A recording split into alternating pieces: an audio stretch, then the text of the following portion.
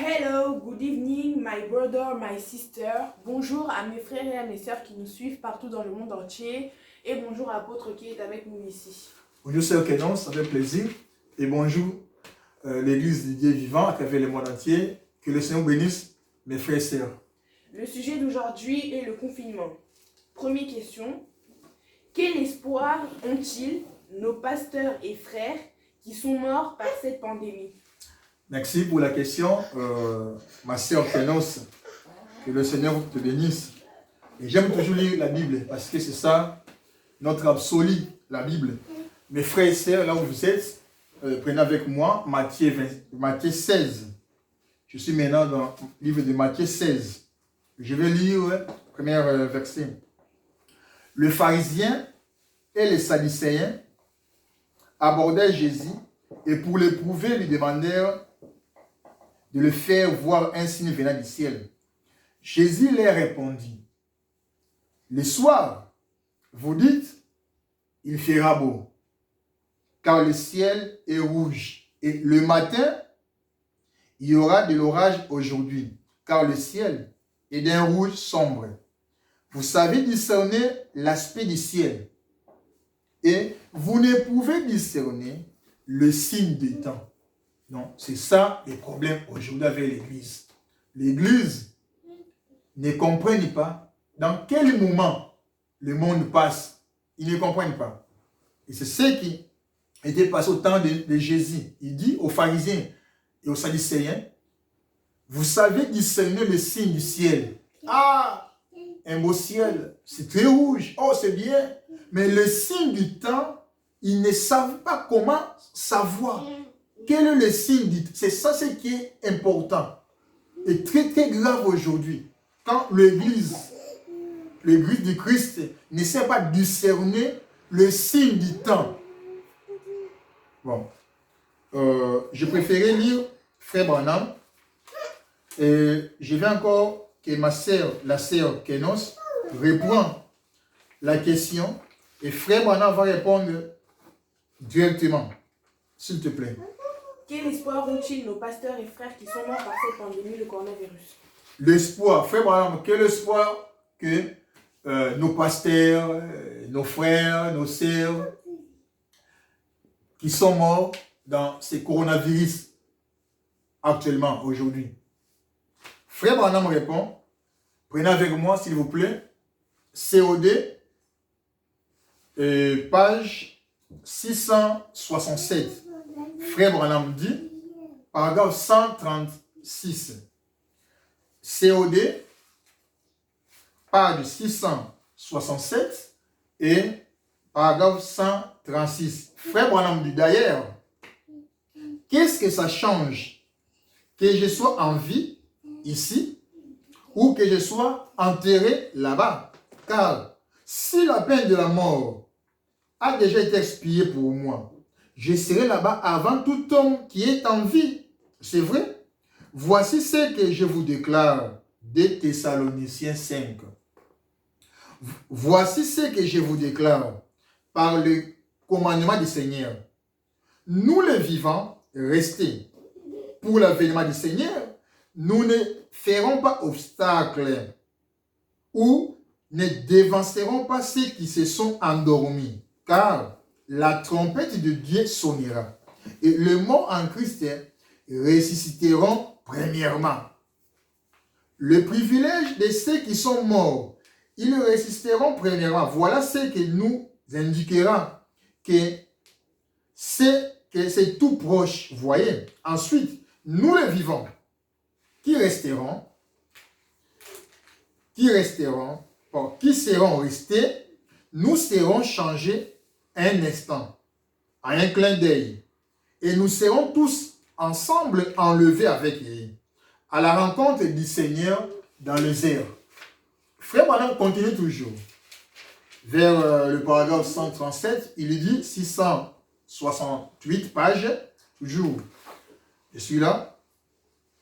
Brochure COD 137. Alors, écoutez bien mes frères. Très bien. Alors, qu'est-ce que ça change qu'est-ce que ça change? Que je sois mort du temps de Noé, que je sois mort du temps d'Abraham, que je sois mort du temps des apôtres, que je sois mort il y a 2 semaines, ou maintenant même, qu'est-ce que ça changerait? Je serai à un instant, à un clin d'œil. Je ne fais que me reposer jusqu'à ces moments-là. Le frère Branham me dit, quand la sœur Kenos vient de me poser la question en disant que quel rapport, quel bénéfice avec nos frères, nos pasteurs qui traversent au-delà du rideau du temps la mort. On a dit que la mort ne change rien. C'est une voiture seulement qui nous transporte au-delà. Bon, je ne sais, peut-être ça pourrait arriver à travers la maladie, le sida, la tuberculose, je ne sais pas, même ces coronavirus. Donc, c'est une voie que Dieu, pour ses enfants, il a pourvu un moyen de rentrer à la maison. Ça n'a rien à voir avec nos âmes, qui est scellé en Christ Jésus. Ça n'a rien à voir, ce corps aussi. Ce corps retournera un jour à la poussière. Et frère Branham dit, là je vais encore penser un peu, frère Branham dit, c'est bien de lire frère Branham. C'est lui le prophète messager pour nos jours. Il dit, je suis là, prenez avec moi, toujours COD, paragraphe 756. Frère Branham me dit, le problème c'est quoi? Il faut savoir, quand la voiture qu'on appelle mort viendra devant ta porte, le problème c'est, est-ce que tu es prêt? C'est ça le problème, le point d'interrogation. Est-ce que tu seras prêt? Maintenant, on est sous l'influence de la maladie partout dans le monde. Hein. Plus de 320 personnes, plus de 320 000 personnes aux États-Unis d'Amérique. Et plus de 15 000 morts en Italie. Et ici, je ne sais pas combien, plus de 5 000 en France. Est-ce que quand la voiture qu'on appelle mort viendra devant ta porte, ça va te rencontrer où? Dans quelle situation? C'est ça le problème. Frère Branham dit, paragraphe 58, page 557, si c'est pardon. Maintenant, c'est Kenos, écoutez ce que Frère Branham dit. Maintenant, ou je préfère encore que tu puisses encore un peu relire la question. Quel espoir ont-ils nos pasteurs et frères qui sont morts par cette pandémie? Quel espoir y a-t-il pour nos pasteurs ou nos frères et sœurs qui sont morts dans cette pandémie ou la mort du coronavirus? Et écoutez ce que le saint prophète répond. Dans cet âge de la fin, nous avons seulement un seul messager prophète. Pas 3, pas 5. Nous avons un seul messager prophète. Bon, il y a des petits prophètes là, à gauche, à droite, à l'ouest, je ne sais, mais le seul messager prophète, c'est Frère Branham. Il dit, maintenant, la première chose qui arrivera, quand nous serons ensemble, quand nous serons ressuscités, ceux qui sont vivants resteront encore là. 3 points de suspension. La résurrection arrivera premièrement. La résurrection de ceux qui dorment. Il y aura un temps où on se réveillera. Et ceux qui dorment maintenant dans la poussière, non pas ceux qui dorment dans le péché. C'est ça maintenant le problème. Il faut maintenant savoir. Il y a deux contextes. Les gens qui sont morts en Christ, ces gens-là sont privilégiés. Pour la résurrection, ils sont vraiment privilégiés. Mais ces gens qui sont morts dans le péché, ces gens-là ne seront pas ressuscités avant 1000 ans. Ils se reposeront toujours dans le péché. C'est pour cela, Jésus a dit, un peu de temps, le monde ne me verra plus. Mais vous, parce que c'est ça l'assurance. C'est ça l'assurance de la résurrection. Frère, posez-vous la question, peut-être là où vous êtes. Est-ce quand la mort viendra devant ma porte, je suis en Christ ou dans le péché?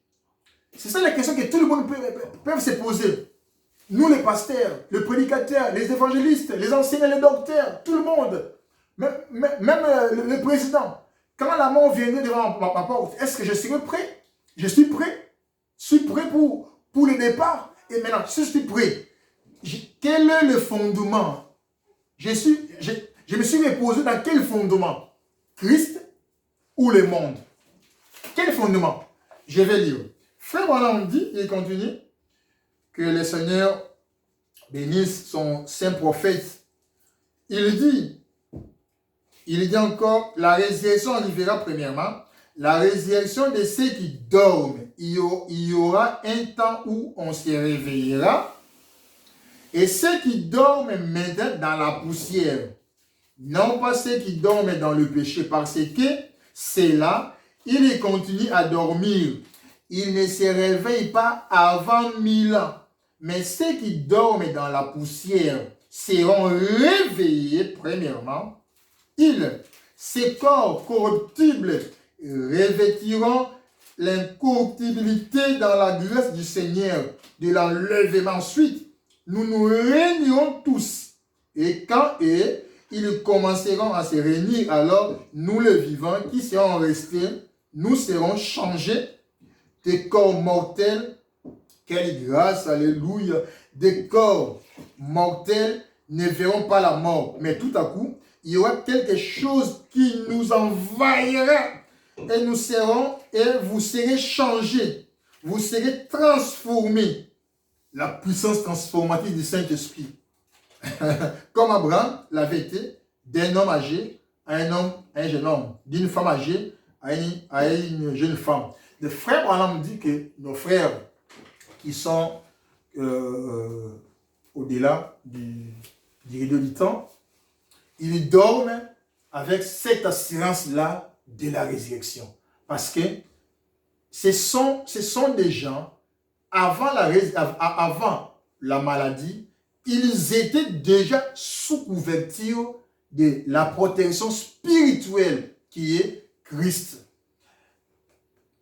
Ce n'est pas la chair. La chair reposera, c'est la prophétie. La chair retournera à la poussière. Mais l'âme en moi, c'est ça, ce qui est en moi, c'est ça, la parole, la partie de Dieu qui est en moi. Un jour, ça va crier et je vais être ressuscité. Donc c'est ça. Il dorment avec cette assurance-là, l'assurance bénie. Je vais encore insister. Je vais encore réinsister à cela. Ces gens-là qui dorment maintenant, qui sont l'épouse, c'est quoi? Ils sortent seulement dans leur carcasse, qui est le corps, pour entrer dans un corps nouveau, la théophanie. Donc, ils sortent seulement dans ces carcasses par la maladie du coronavirus, pour entrer, c'est comme on dit quoi, le déménagement. Donc, je sors dans cette maison pour entrer dans une autre maison. Et ça, maintenant, ces gens-là ne sont pas morts. Ils sont quelque part. Et peut-être dans une autre interview, je vais encore approfondir. Et la deuxième question, s'il te plaît.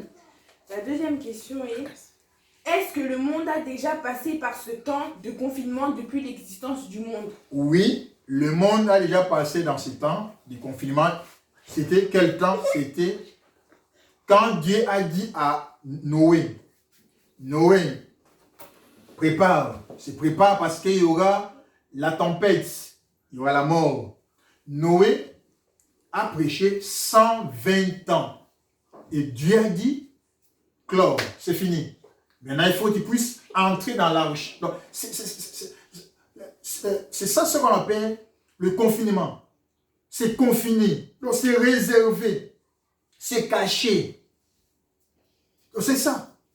Pourquoi? Parce que la mort était dans la promesse. Dieu avait dit, ces gens-là qui ne reçoivent pas la parole, ta parole, moi, Dieu, je vis les péchés, maintenant il faut que je me décide.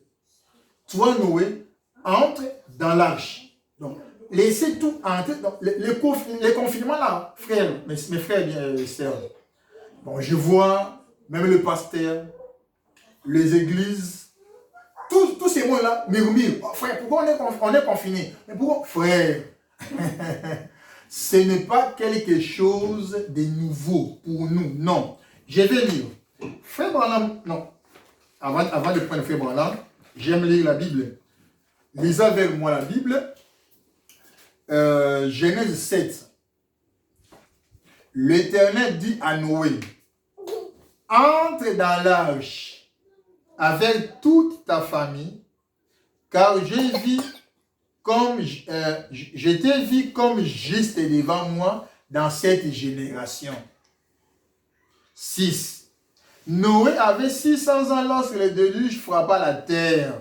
Noé entra dans l'arche avec ses fils, sa femme et les femmes de ses fils pour échapper à l'eau du déluge. Frère,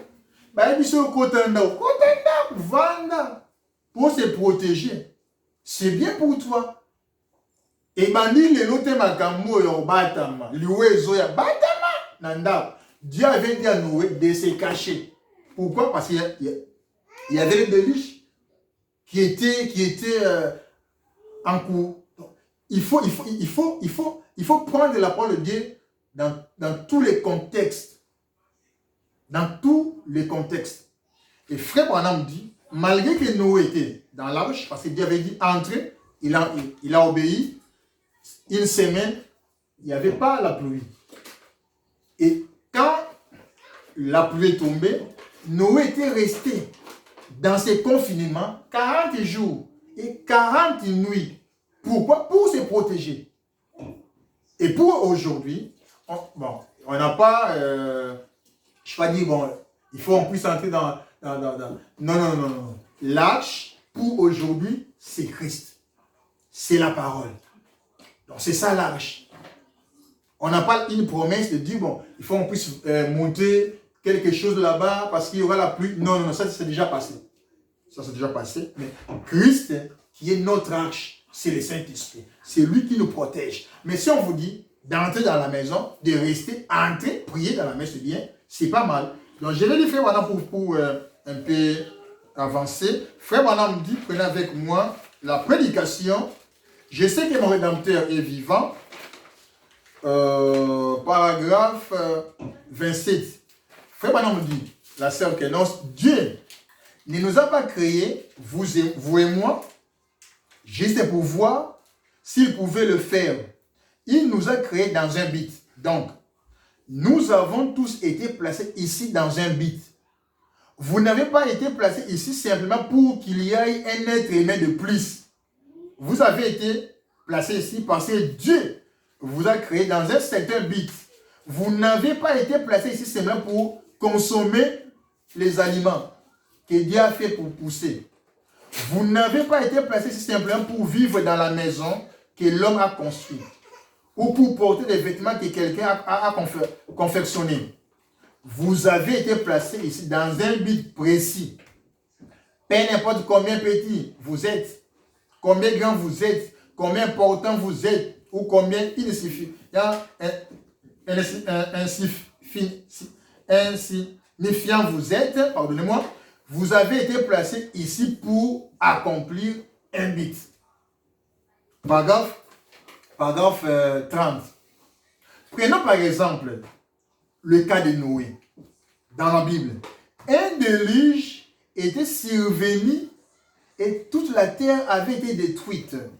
La végétation et toutes les choses, et les autres choses avaient été détruites.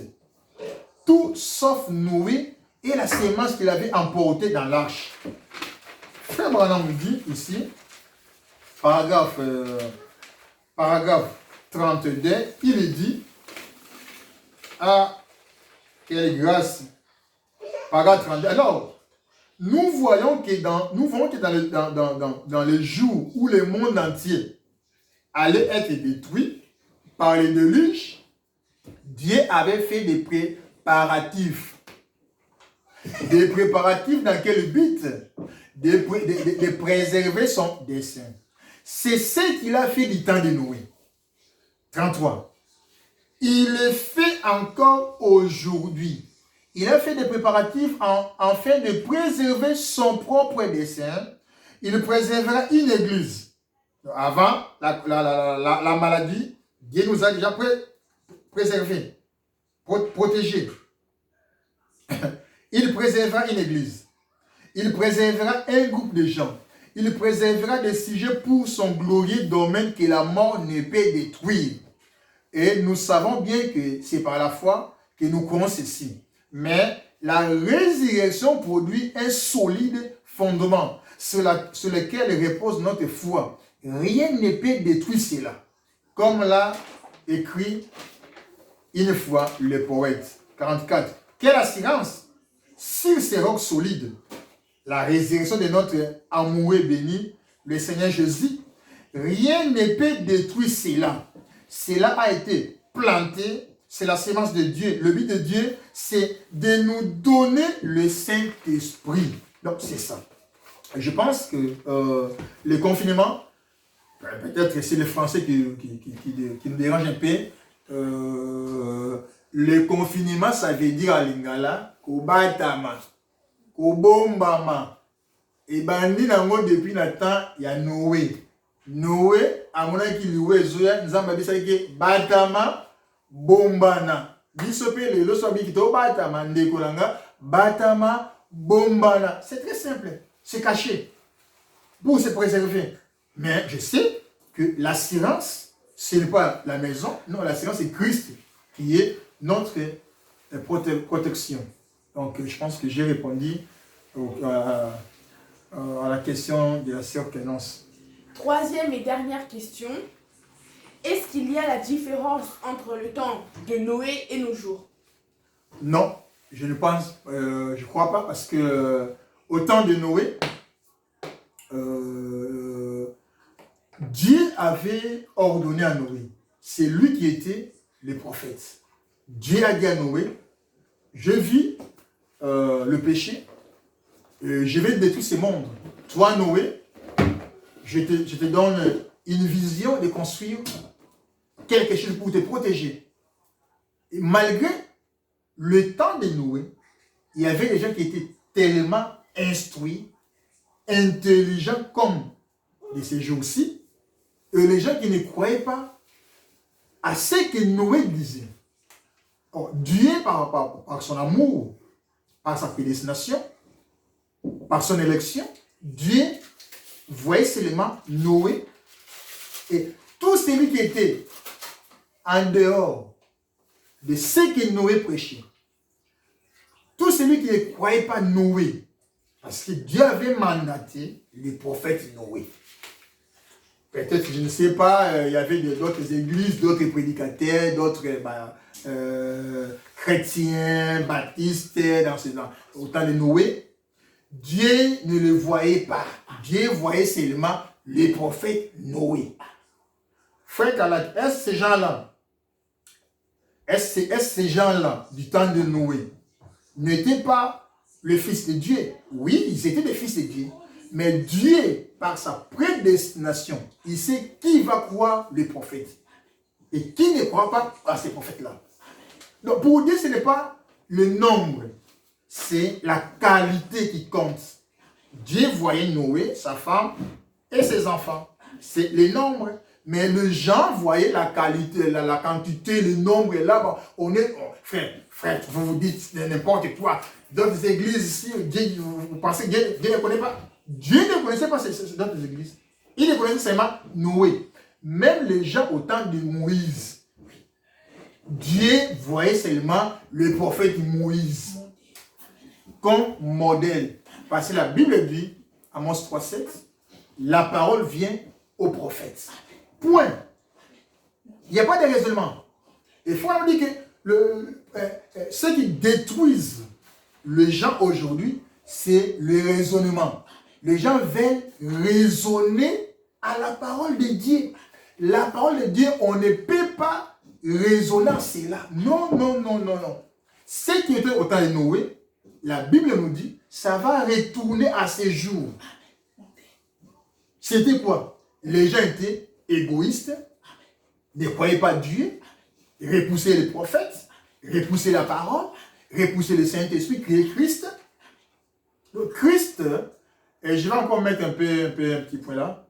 Christ, les mots Christ, c'est quoi? Ne confondez pas Christ et Jésus. Non. Christ, c'est lui qui était au temps de Noé là. C'est lui qu'on appelle Christ. Au temps de Moïse, c'est lui qu'on appelle Christ. À nos jours, celui-ci, c'est Christ. Le Saint-Esprit. Donc, les gens qui étaient au temps de Noé, qui ont crié à Noé, ils ont crié, donc, pas seulement Noé, ils ont crié à Christ. Dieu se cache à travers le prophète. Vous voyez seulement Noé, mais derrière les prophètes était Christ. C'est ça. Oh, bon, je vais lire, je ne vais pas vraiment prêcher parce que c'est comme c'est une interview. Je ne vais pas prêcher pour aller trop loin.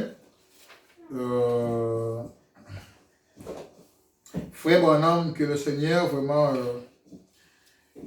grâce à Dieu, il nous a envoyé son prophète. Je vais finir ici. Dans la prédication, le conflit entre Dieu et Satan. C'est le conflit entre Dieu et Satan. Bon, peut-être que les gens pensent qu'on a des conflits. C'est déjà avant nous là-bas, au ciel, les conflits. Michael et Lucifer. Frère Branham a dit, paragraphe 145, il dit, frère, si vous avez des questions, posez-moi des questions. Je suis là pour vous répondre. Écrivez MTF 5. Non, MTF 5 act@gmail.com. Donc c'est très simple. MTF 5 act@gmail.com. Donc c'est très simple. Écoutez ce que Frère Branham dit. Il dit, paragraphe 145, donc Dieu a envoyé sa parole par son prophète, Noé. Et alors, Noé et Enoch ont commencé à prophétiser. Et juste avant que le déluge frappe, qu'est-ce qu'il arrivait? Enoch est monté. Noé passait à travers. Vous voyez? Enoch a été enlevé.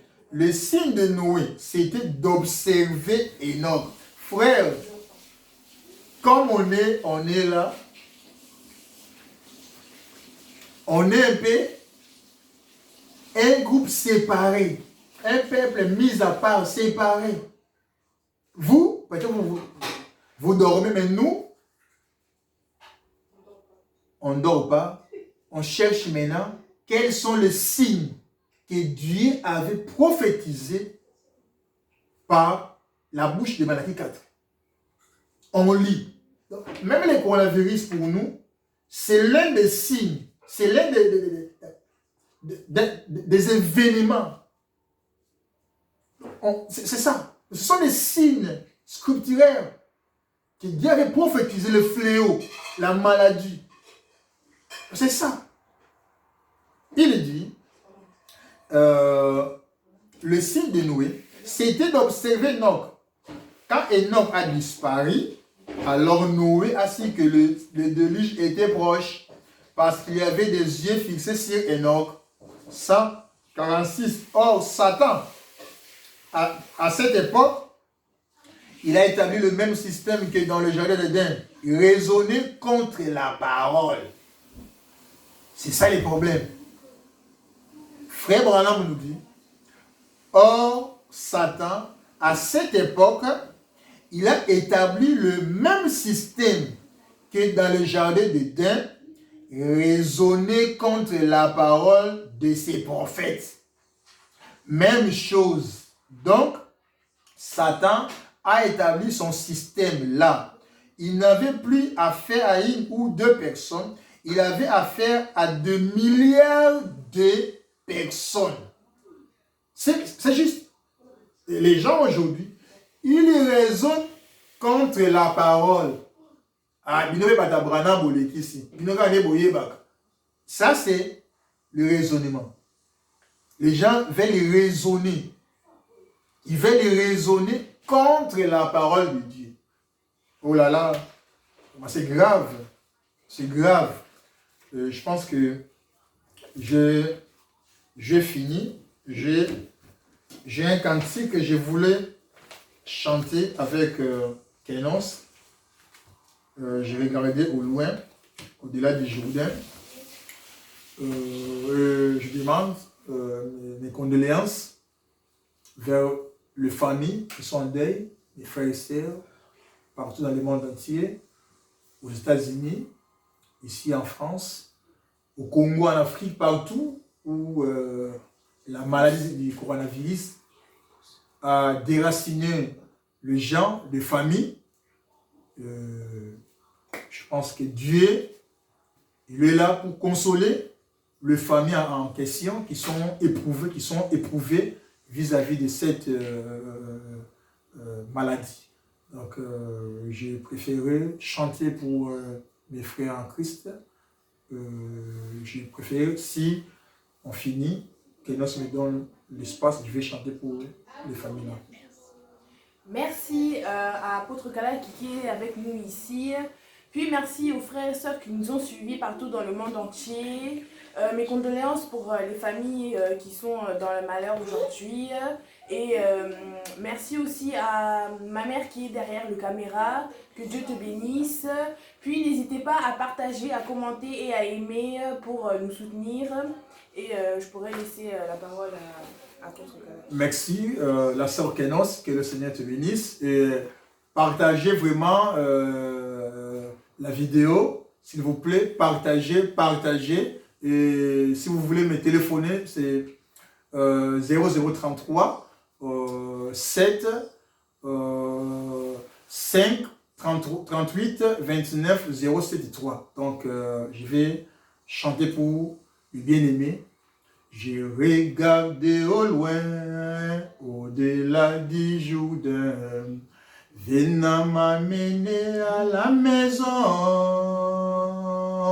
Dis à tous mes amis que je viendrai aussi. Viens m'amener à la maison. Descends, descends, descends, doux chariot. Viens m'amener à la maison. Descends, doux chariot. Viens m'amener à la maison. Si tu entres là-haut avant mon arrivée, viens m'amener à la maison. Dis à Frère Branham que je viendrai aussi. Viens m'amener à la maison. Descends,